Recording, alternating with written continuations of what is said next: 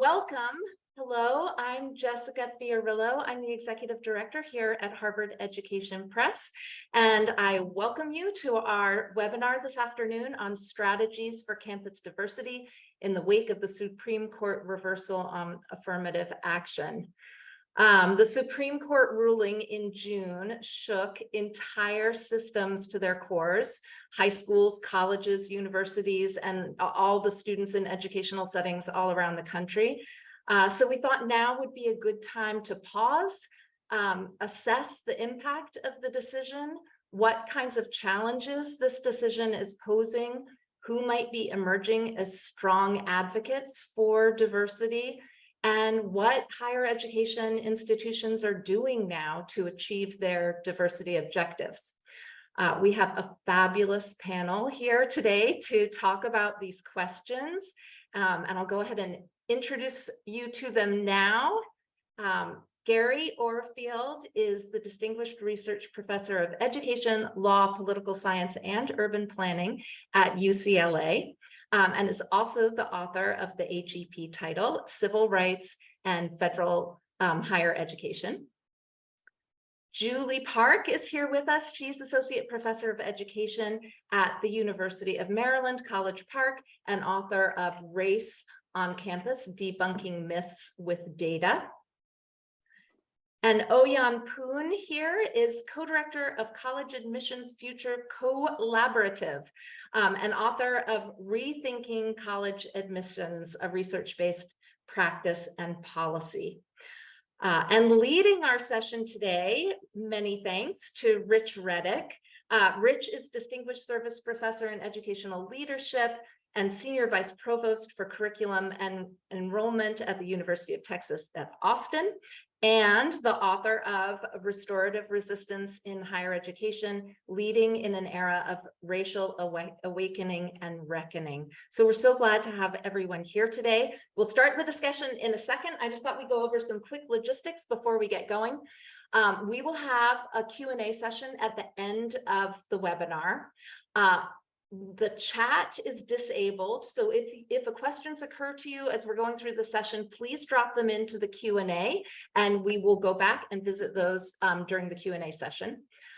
Everybody, all the attendees are muted.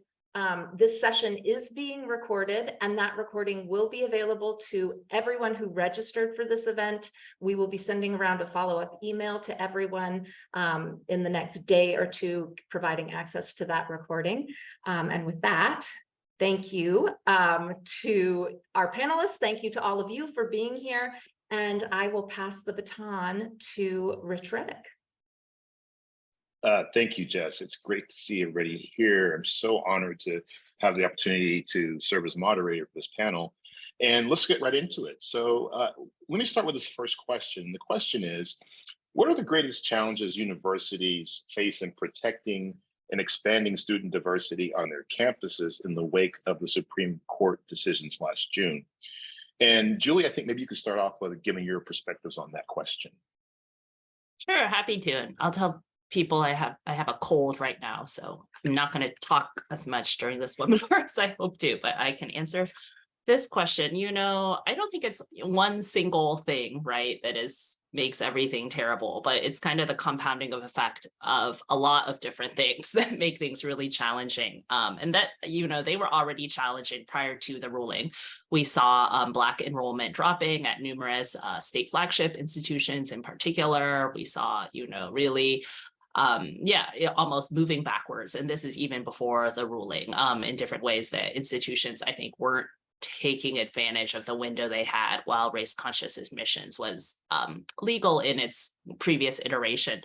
And so with that, you know, we still have entrenched K through 12 inequality, right? That's kind of a big one, right? If I had one magic wand, I'd probably wave it at that one.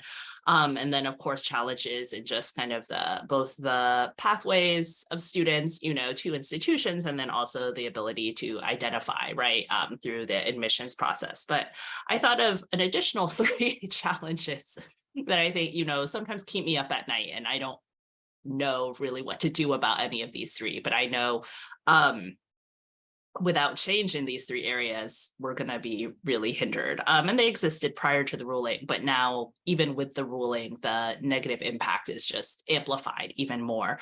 And so the first would be the funding model that the majority of selective higher education institutions rely upon. And with that, as Oyen's written about, the institutional priorities that shape that funding model. And so, admissions is set up in a way where you have basically almost a two-track system, right? You have one for students who can be full pay, and then you have one for students who need aid. And so many of the challenges, right, I think in expanding, like you're like, well, why do you have a single an early decision pathway that basically advantages students who don't need financial aid?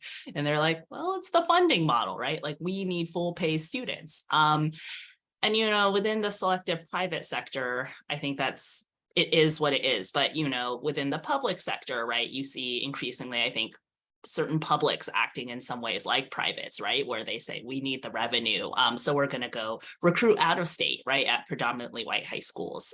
So I think that's one big issue. Another big issue is, I think, just archaic standards that some institutions continue to cling to.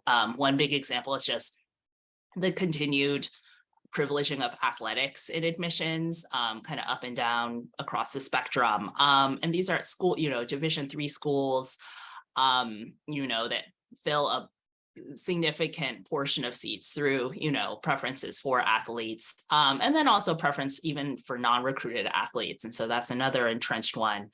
And the last one I think that is really difficult to get around is we have, race-conscious admissions was this needed intervention, both given entrenched K through 12 inequality, but also given sort of the ethos that selective admissions had taken on, where it's become very much this survival of the fittest, right? Like everyone has to, like have your stats or your profile, right? Everyone's like aiming to be at the very, very top. And, I think this is a huge problem in terms of mental health and other things for young people.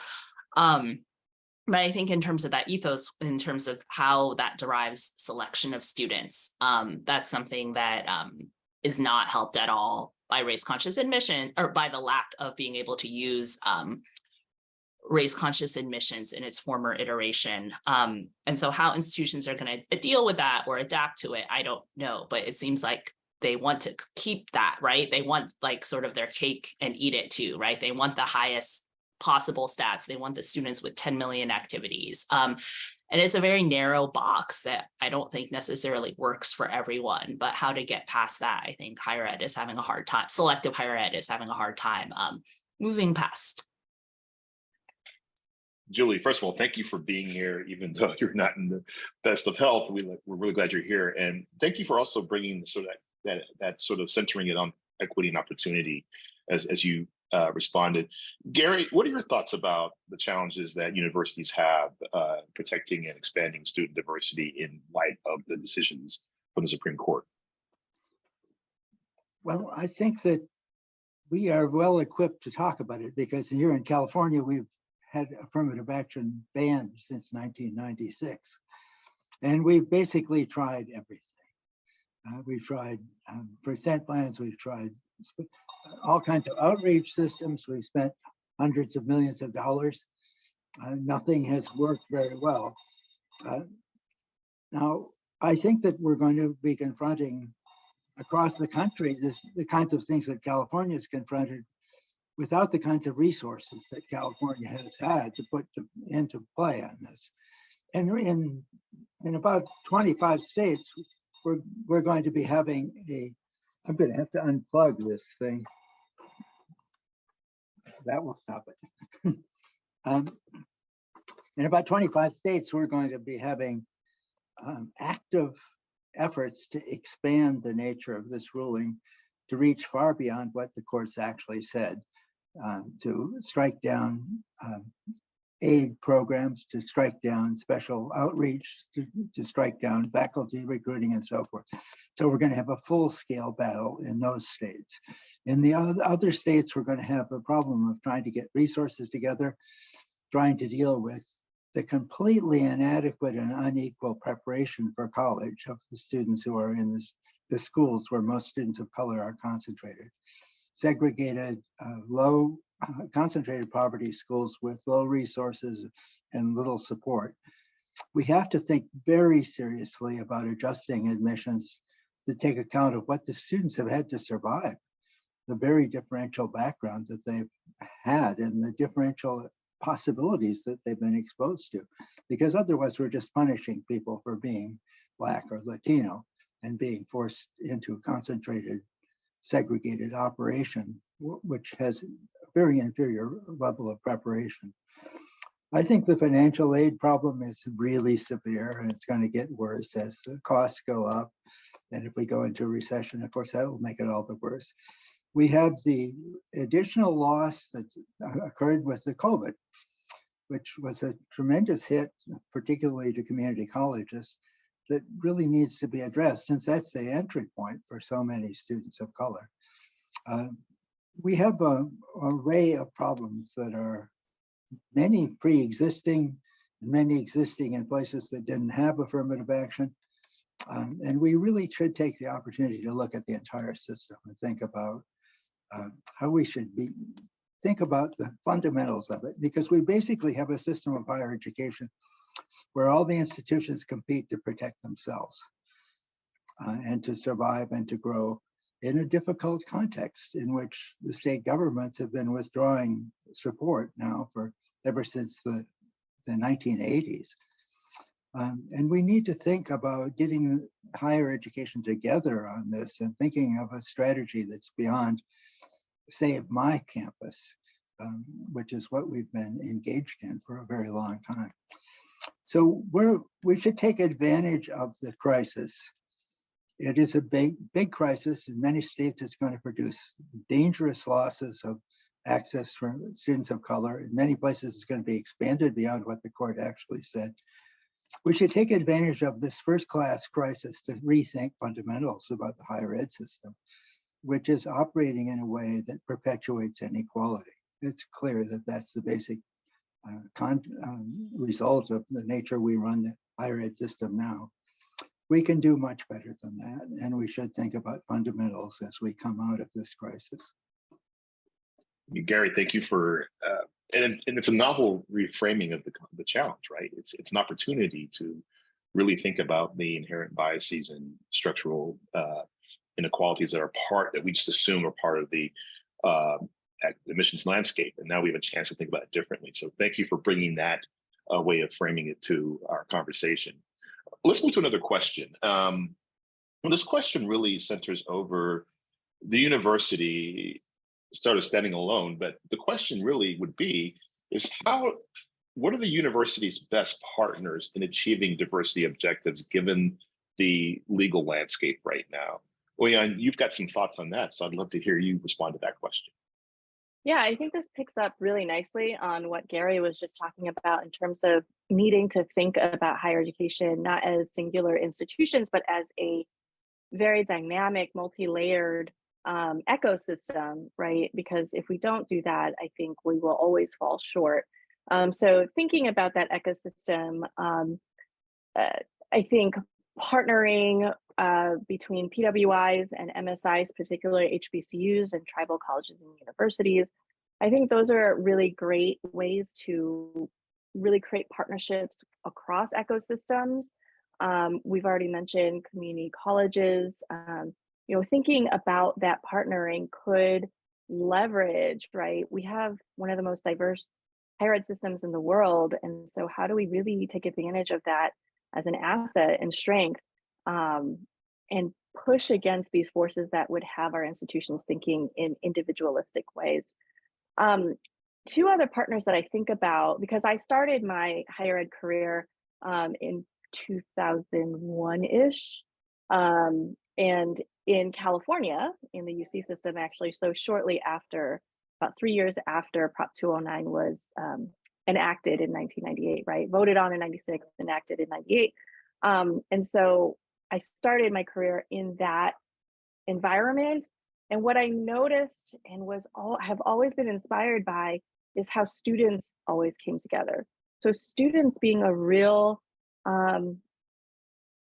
strength in stakeholder and community segment in higher education that can really lead in ways that I think administrative leaders and faculty really can complement, right? And also hold folks accountable in leadership as well. I'm thinking especially about student initiated outreach programs in California and the UC system and the Cal State system. Students started, and I'm not advocating for this because college is expensive as it is, but students started ballot measures on their campuses to charge themselves extra fees to fund up student recruitment and retention programs and targeting their communities, right? So when I was working at UC Davis, you had SAFE, which was the Southeast Asians Furthering Education SIO project. You had ACE, which is the African American Education project, and so on and so forth. So all these students came together, charged themselves, and raised their own funds to start doing outreach and retention work. At one point, initially, the state did fund that at a significant amount, and then political winds shift, and very shortly thereafter, those budgets were zeroed out. I was also in grad school in the 2000s at UCLA when, it gets talked about quite a bit in 2006-07. There were less than 100 Black undergraduates that were in the entering class at UCLA. And I noticed immediately the enactment of partnerships with community groups, Black community and cultural institutions, to really push forward in terms of how do we work together, right? That these universities are not islands unto themselves, that we have to be in community with each other to solve these problems. Even when there's bans, I always, sometimes I say, bans be damned, there's still a lot that can be done, right? And so I think partnering and really recognizing ecosystems and networks and relationships really matter.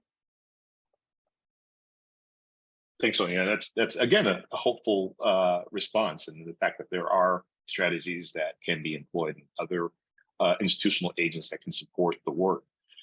Gary, what do you think about this question? What are the partners that can be deployed to support universities when they are trying to reach these diversity objectives with this context? Well, I think we have to think about this pretty broadly. Obviously, we need to have a much different relationship with public schools. The public schools are not preparing students adequately for college, particularly students of color. Black and Latino students in California are in extremely isolated schools with each other mostly, and without experienced teachers, with a limited curriculum, with low levels of competition, with very, very poor counseling. And I think we have to think about working with public schools to make sure that there is a path to college in our public high schools. And that would include good counseling and the appropriate courses and support systems, and use of things like the dual enrollment programs in ways that increase equity rather than just increase inequality by advantaged students taking advantage of them and other students not really connecting with them. I think that that's the largest single partnership that really needs to be built. Even in the education research world, we treat public schools and colleges as if they're separate worlds, but all successful students have to cross that bridge. And we need to cross that bridge in terms of cooperation and in terms of interaction. And there needs to be a lot more feedback loops from colleges back to high schools about what the students need, how their students are doing, how we can support them, what kinds of summer programs we can use. I think in terms of other collaborators that really haven't been used effectively, there are Black and Latino caucuses in the state legislatures all over the country that need ammunition. They need data. They need ideas. They need support. They need us, a professional staff. Those of us in universities can do that. If we make those connections, a lot of those people are gaining additional power now, but they're not using it very effectively on these issues yet. I think they would if they were adequately supported and helped. UCLA has used its Black alumni very effectively in trying to deal with the disaster that Oyan was talking about. They have not only gone out and recruited and supported Black candidates, they've also raised funds that they can give to them in a way that the university can't under the affirmative action ban, really racially targeted support. I think we should use our alumni much more effectively than we do. And of course, the students are an invaluable resource. They are, but they need to be engaged effectively and not doing insignificant things. They need to be doing really important things like reaching out for the students of color who are going to be very discouraged in the wake of this Supreme Court decision and thinking they're not welcome. We need to get a really strong message to these students that we want you, we need you, we will support you. There is a community for you. You know, again, Gary, that's a great response. And two things you said, I think I want to just sort of hit on is that the issue and the importance of dual credit programs, how those are really opportunities to improve access, and the idea that we are a P16, P20 sort of continuum. I think that's, as a former public school teacher, I feel it's really important to think about this artificial divide between the K-12 and the higher ed context. Ridiculous. And your note about hopefulness is really important too. This summer at the Institute for Educational Management, we had former Prairie View A&M president Ruth Simmons with us, and she kind of talked about the importance of optimism and the importance of really conveying to students and families that our institutions are still welcoming, are still working very hard to create climates where they feel included and embraced. And so if we're not doing that work, the impact is even more significant if people simply feel, well, there's a policy change and that means that people are no longer interested. I think you just presented a bunch of really great concepts and ideas about how to keep the work going forward, even if the policy context has changed.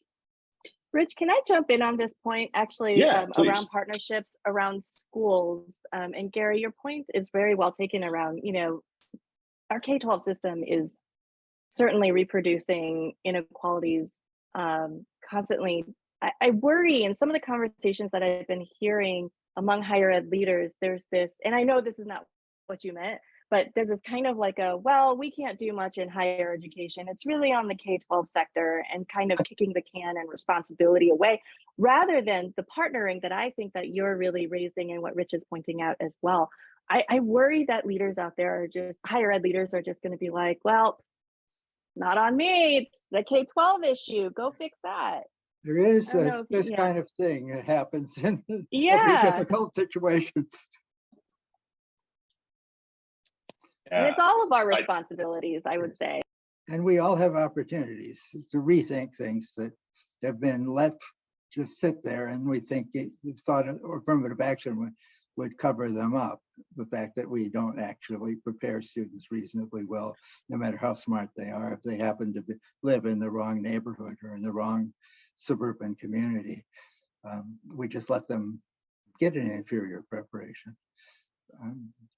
And maybe affirmative action would take care of that, but it won't anymore. So we have to think about how to actually have a path to college for all students.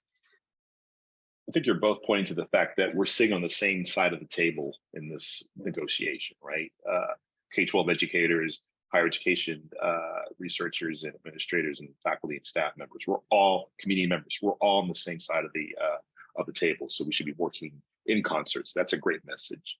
So as we're talking about these partnerships, this is a question I think that really sort of gets to the meat of what we need to discuss right now, which is who is emerging as the strongest advocates and fighters for diversity in higher education? And one question, of course, is, are they who we expected to be those greatest advocates, and why or why not? And so I think, Gary, maybe you could start us off by giving us a sense of who's doing the work that's really vital and essential at this moment. Well, I think one place to always realize their important role is the leading civil rights groups, which are very important. The NAACP Legal Defense Fund, the MALDEF organizations, the Native American Rights Fund, these groups that really are fighting in the courts to try to limit the effect of these decisions. That's one group that's very important. I think that there are I would say my colleagues on this panel are people who are very important in terms of sending out messages. And there's many people in the academic world who are really deeply concerned with this issue, that we need to connect to the politics of the issue, help them connect to the people who actually make decisions. I think there are some outstanding chancellors and college presidents that really make this a life mission. Others just don't want to cover the fact that they're trying to do something about it and don't have it at the top. But there are always some voices that are very, very strong.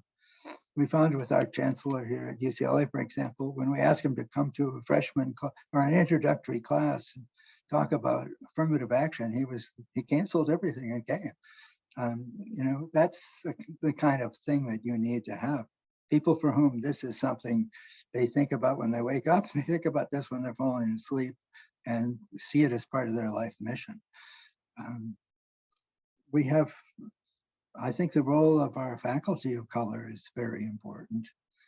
They are people who need to reach out and support the communities surviving this challenge and to help create the welcome for the students that we need to consider coming who may be discouraged. There's many, many sources. I think that there's many, many roles that have to be played in this process. I think admissions people are going through a crisis, and they're thinking hard, and they have some hard decisions they're going to have to make, and some leadership that they're going to have to take, and it's going to bring them into some conflicts with the people in the finance office of the universities. That's a good conflict, and we have to admire those that fight for that battle, because we're going to have aid packages, and we're going to have decisions made about resources that are going to be difficult decisions for universities if they want to maintain diversity. Well, yeah, it looks like you want to. I just want to double click on the admissions enrollment management leaders. I spend a lot of time these days in that space of practitioners with NACAC in particular, those communities. And, there are a lot of people who want to do more and do better. It's a struggle, as Gary said, sometimes depending on the institution of there's shared governance structures, right? The various governance and power dynamics, and in some cases, state politics. As Gary was talking, and to your question, Rich, around surprising or expected or unexpected folks who are advocating. I recently just left my position at the Spencer Foundation, so I would be remiss not to mention philanthropy. I think there's a lot of potential for the philanthropic spaces. There's communities of practice among funders, among foundations, and they're trying to figure out how to do it. In my 3.5 years within philanthropy, I was always kind of interested to see how there's dynamic and diverse ideas among the funders, that among us academics who care about these issues. There's just, the funders are kind of doing lots of different things and supporting lots of different things, and trying to get it coordinated is a challenge, versus, right, the funders on the conservative political right. They are very message disciplined, and they are very much collectively moving towards funding the Ed Blums of the world, or Ed Blum. I always forget how to pronounce it. In any case, it's striking to see that unification on one political spectrum among some funders versus, funding DEI kind of work. And I think we need all ideas, certainly, but there's something to be said around, there's a full coordinated campaign on one end and funded, and one that is a little bit more not so coordinated. An observation and potential. Well, I think it's so important that you're sort of making explicit the coordination and the strategies, right? And so I'm often heard that some of these organizations use the same kind of strategic approaches that Charles Hamilton Houston and Thurgood Marshall used in the 1940s and 50s to actually work towards integration, right? Some of those same strategies are being employed by people who are working to oppose diversity right. in education. And that's important to make that to a point. These things aren't happening by accident. And I just think both you and Gary brought some really great perspectives. I want to also add to this, though, the corporate sector. And I want to remind folks of the Fisher cases and how during the Fisher cases, we had the Fortune 100 companies, writing amicus briefs, supporting the work happening in universities because they see it as essential to the work that they do in whether it's Walmart or Shell Oil or Dell Computer. Like they all have different fields of endeavor, but they all see the importance of bringing diverse experiences and diverse individuals into their organizations. Also, the U.S. military. The military has been incredibly effective, and again, it's mission driven. This is not about, I believe, opining for social justice, but more about we can't do the work we need to do in protecting and defending the United States without having diverse officers and diverse personnel to call on. And that's important to remember. Like it moves from the ideological to the actual instrumental. Like these are critical things that are needed to support and defend democracy. So I think that's a really important point that needs to be I think drilled this down. is really a good point, Rich. I think that every big institution that has a long time horizon that can read simple statistics knows that they've got to be thinking about this issue. These are the people we're going to be having in our society in the future. If we don't figure out how to deal with them and how to develop their human capital, we're screwed. I mean, it's that simple. They know it. People are just thinking about the election next year are a very different species. But people are running big institutions like the Pentagon or a huge, any huge industry knows that they've got to have people and they know who's been born and they know who's going to be here 15 years from now. And they know we better do something pretty soon. And they understand it, they get it. Yes. So another question, and one of the things I think was very clear, and it's important that folks go back and look at the transcripts and the decisions in the court case, because there's really interesting discourse between Judge Jackson and also Judge Roberts and about how do we think about this operationally, right? And so one of the things that comes up are these loopholes, right? So we know, for instance, Judge Roberts said very clearly that students and applicants can talk about their identity, right? There's nothing prohibiting that in this decision. And so I think a lot of the discussion has been like, how do we work around this? In other words, what are the loopholes? And so one of the questions I have is, what are the loopholes in the decision that universities can take advantage of that explicitly, fall in line with the letter of the decision, but actually allows universities to work towards their diversity goals and stay in compliance with the law? So I'm wondering, maybe, Oyan, you can maybe start us off with some thoughts about how universities can respond. What are the ways of working around the decision? So I always start responses to questions like this by saying, I am not a lawyer.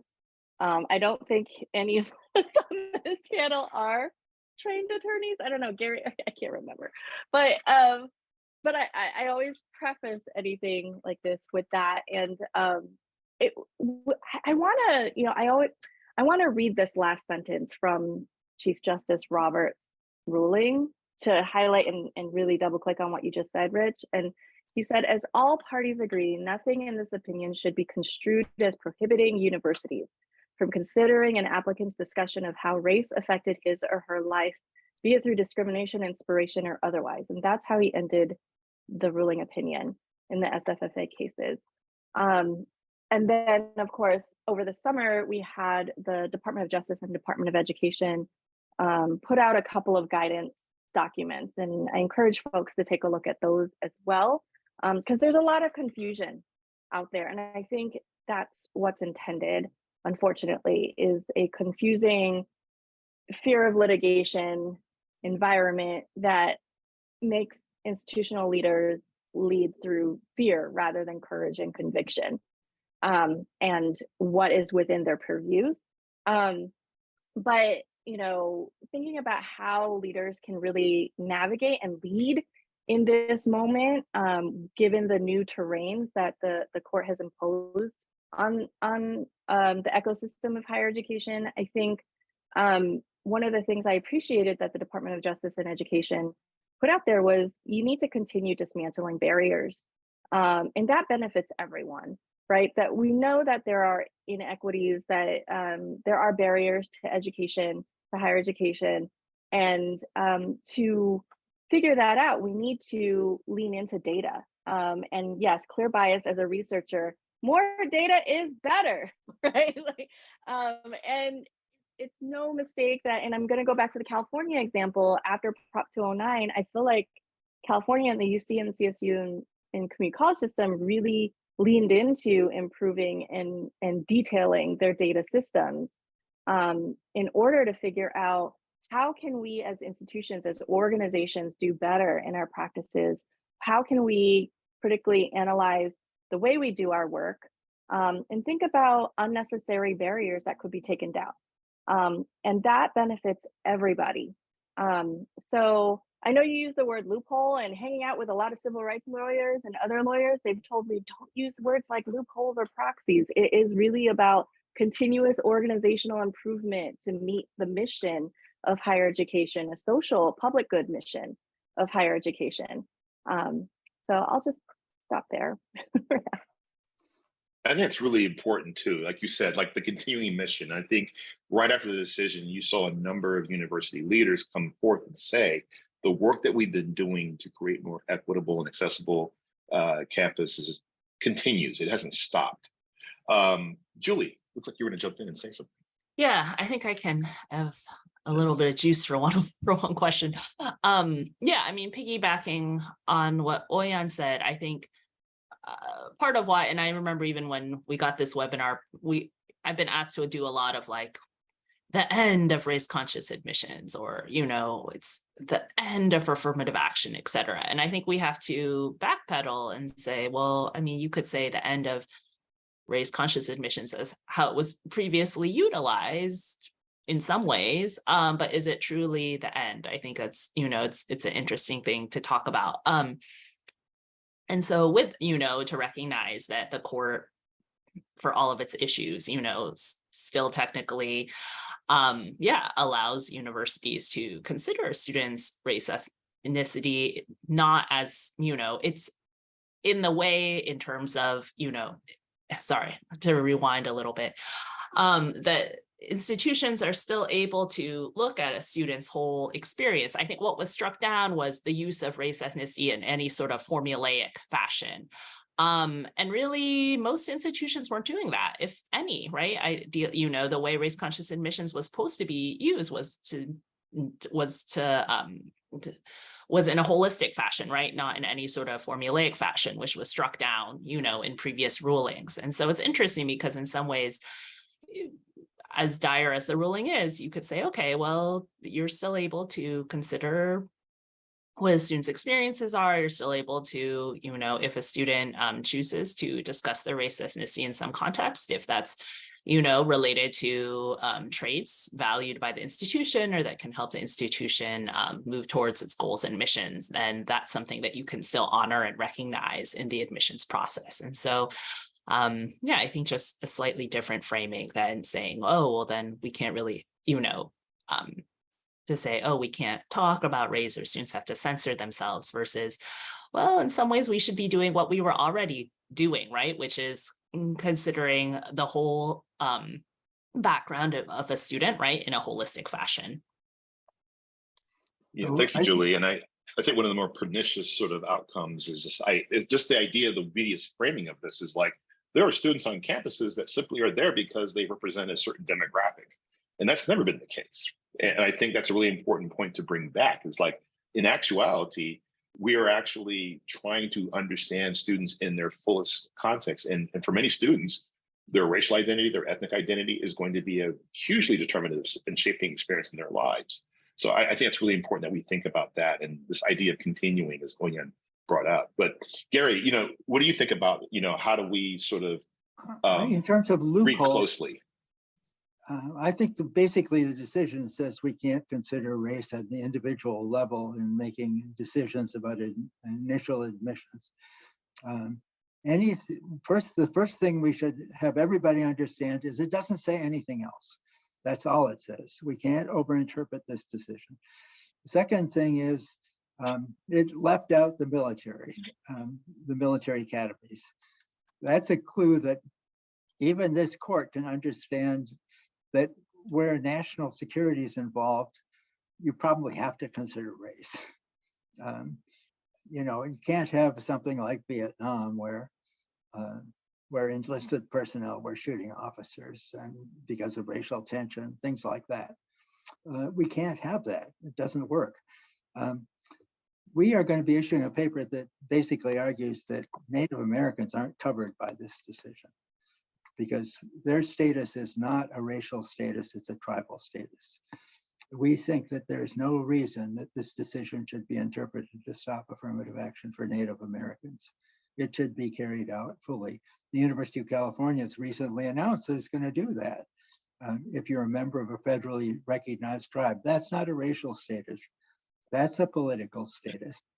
And most Indians actually are multiracial in their background.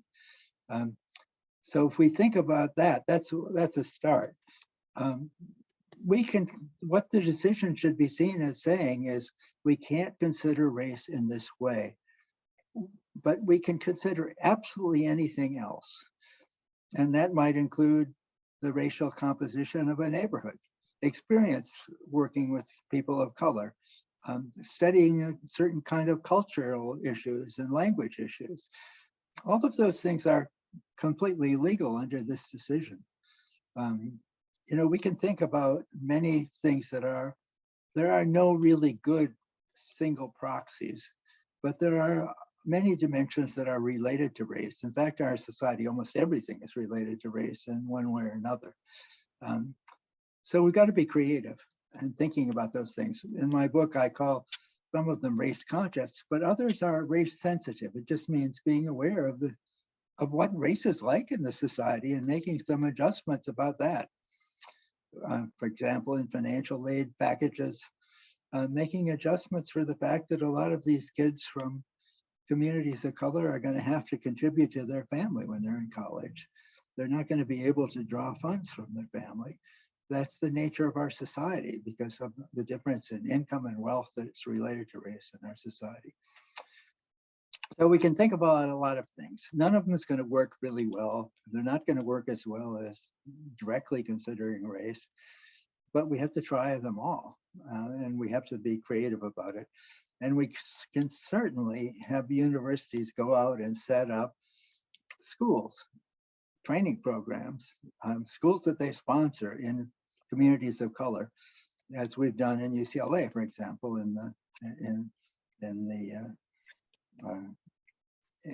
the community school, in the 2 community schools. Schools can do that and they should do it because we know how to train people to be eligible for our campuses. We should go out and train some, and we should do it right in a place where the students are segregated and unequal. So we can think about this in many ways. And of course, we will have to be race sensitive because our society is so racially defined in so many ways.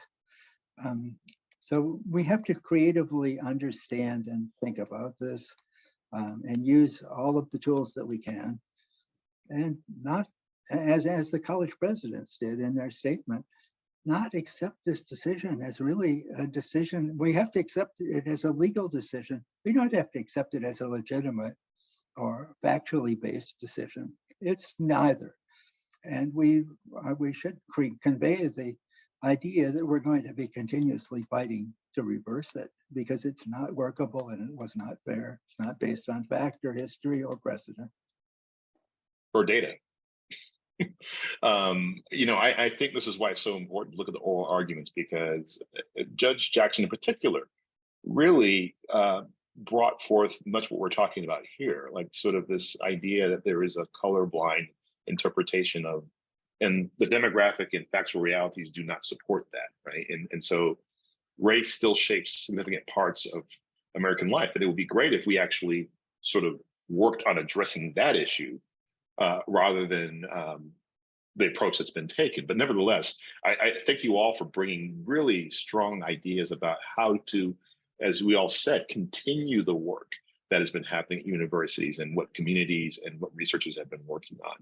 And so I just want to say this is a great time for us to segue into the questions. And there's some great questions. And in fact, one of the questions really does address something we just been talking about. So Kiernan Matthews is our good friend. Good to see you in the chat there, Kiernan. His question is, what can we say to offices of general counsel and others who are afraid to publicly air quote unquote loopholes for fear that doing so will make those loopholes the next targets for the forces opposing affirmative action? And that's one of the challenges, right? If you sort of come up with a strategy that maybe comes close to addressing or ameliorating some of these concerns, does that not become the next point of challenge? So what are your thoughts about responding to general counsel about these kinds of questions? I have, the concept of repressive legalism that Liliana Garces puts forward is in the very first chapter of my book, Rethinking College Admissions, through Harvard Ed Press. So that said, I've been really curious and learning from Liliana about this repressive legalism and this overreach that we've been talking about that's unfortunately happening. A perfect example of this is right after the ruling here in Illinois, Western Illinois University canceled its scholarship for low-income first-generation students of color. And a few weeks later, after some media uproar and some public shaming, they reinstituted it. I think Gary mentioned 25 states are probably going to go deep further into that overreach, but there are states like Illinois, so there's another 25, potentially with political context, local context, where that battle against repressive legalism can happen. And so I imagine, and I have no confirmation of this, I imagine that our governor here in Illinois, that office may have reached out to Western Illinois University and said, what are you doing? Because within 3 weeks of canceling their scholarship, they reinstituted it. And so that was intriguing and makes me reminded me that this is very much a political struggle. We have to remember that. Secondly, I think around general counsels, right? There's associations, there needs to be interventions there. And I know that there's been a lot of conversations about how do we get into community and conversation with those spaces and professional practice communities. And a lot of my lawyer friends will say the job of general counsel is how do you avoid, the whiff of getting sued? So how do we intervene there? I also learned that, maybe a long-term intervention could be the training pathways of GCs, that few come through programs around public interest and civil rights law training. But I think there's long-term and short-term approaches to working through this, but those are just some off-the-cuff ideas for now, but great question. I think that in terms of general counsels, you have to think both about the general counsels and the college presidents together, because the general counsels work for college presidents. And the college presidents have got not to be passive relative to general counsels. Most of the general counsels are not constitutional lawyers. They're people who do contracts, things like that. They need help. Federalist Society trains lots of groups.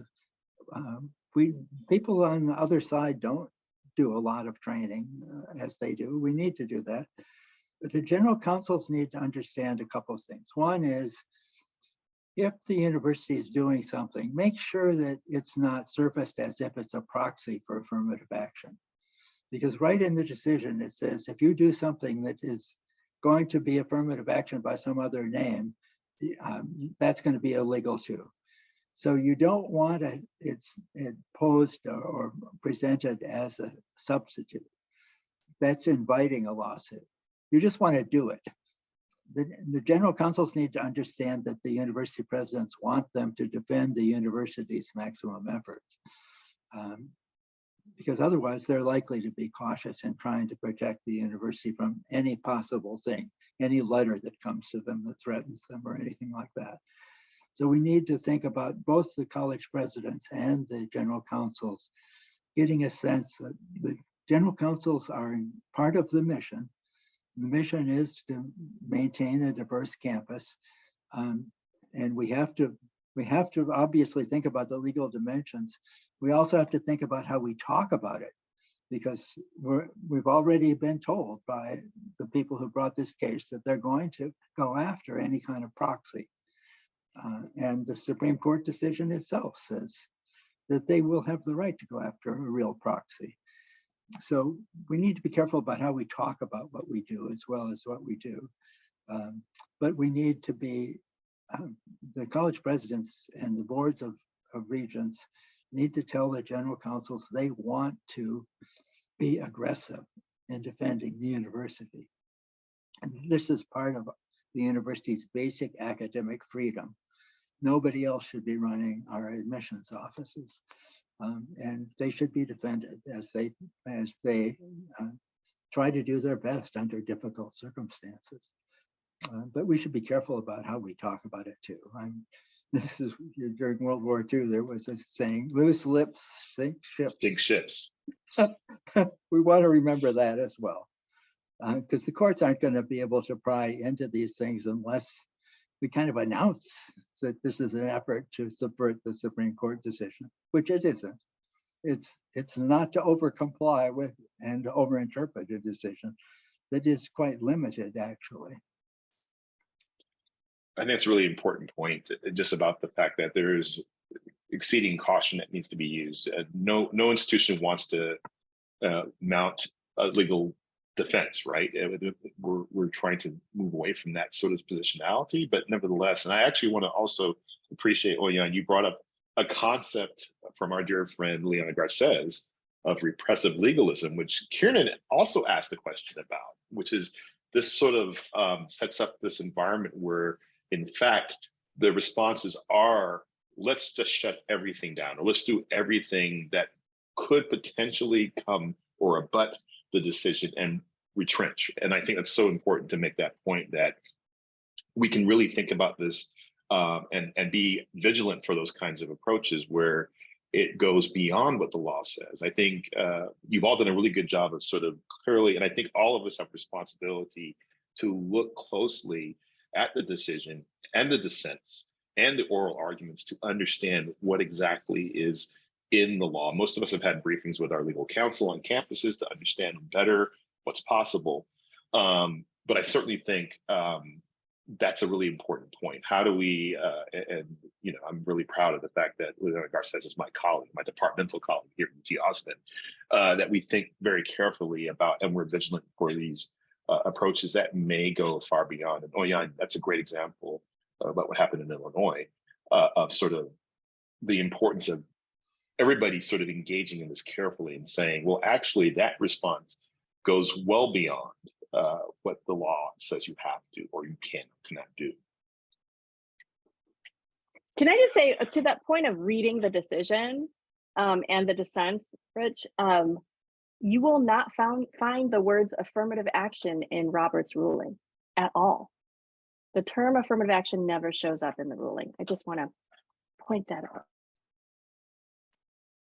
I think we have time for one last question. I'm going to read the question and allow you all to answer it. I know our time is getting close.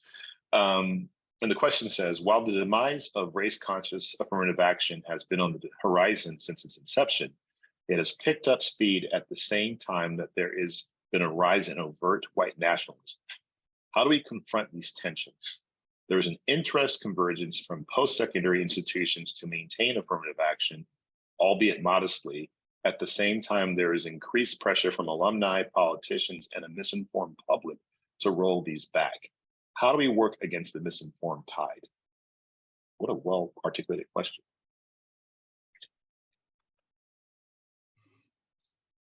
I don't know if Julie's feeling up to it, but I feel like she's got thoughts on this from past conversations I've had with her. don't really know what to say other than, if we didn't have enough problems, right? Yeah. I think that, there's a broader discussion about all of these states that are trying to cancel our history. And we really do need to work with the historians and with the teachers of the country who are being suppressed. We really do have a population that is believes in stereotypes that aren't being challenged. And we have to think about all of the institutions that we have that can possibly offset that. That was obviously one of the basic goals of school integration to start with. It's one of the basic goals of librarians to get information out. It's the goals of teachers. We have to engage in really broad discussions about race in the society. And the universities need to be a really active part of that, even though they're going to take some shots if they say anything about it. The scandal of Florida, where teachers are being forbidden to use all kinds of totally legitimate basic historic materials and literatures. And no university president in Florida has really spoken up against it, is a sign of a real failing in higher education. We need to support the teachers and the institutions in these states that are being suppressed. And that's where the really ugly politics and stereotypes are being played. There's not going to be a gentle process. It needs to be active. We need to be, people in the academic world need to have some courage and speak out against the stream in those places. We need to provide material for our journalists in those states, factual material on history, on inequalities, present day inequalities, all kinds of things that people don't know. I mean, if you look at the survey data among Republicans, there's a majority that believe that whites are being discriminated against in our society. I mean, that is really there. There are people, many, many millions of people who actually believe that that's true. That means the academic world and all of our other institutions have a tremendous job in conveying facts about our society right now as well. I think the misinformation piece is so important that we're discussing this because, when people actually take hold of narratives and believe that there are students admitted to college campuses have a huge inefficiency in admitting students that don't have any ability to be successful at the university. University students have earned their space at the university, right? And in fact, I think that's a really important point to make. And one of the most pernicious parts of this, I think, is the fact that so many students are walking with the impression, or people are believing, that the only reason they are there is because they represent a certain identity group. And of course, we all work with students. That's not the case at all. I believe it's time for us to bring it to a close. I want to say thank you, first of all, Julie, Onyan, Gary. You are amazingly brilliant. We just need to have this panel running kind of 24/7 for the next several years, just to have the counsel and the support that you've all lent to us. And Jess, thank you for the opportunity to moderate this panel, and my colleagues who are incredible, and great engagement from the audience too. Thank you so much. Thank you to all of you. Rich, thank you for being willing to moderate, and thank you to our amazing panelists. It was such a great discussion, so much insight and information. And thank you to everyone who joined us this afternoon, and keep an eye out in your inbox for a video follow-up from us about video and any further information. But thank you very much for a wonderful afternoon's webinar.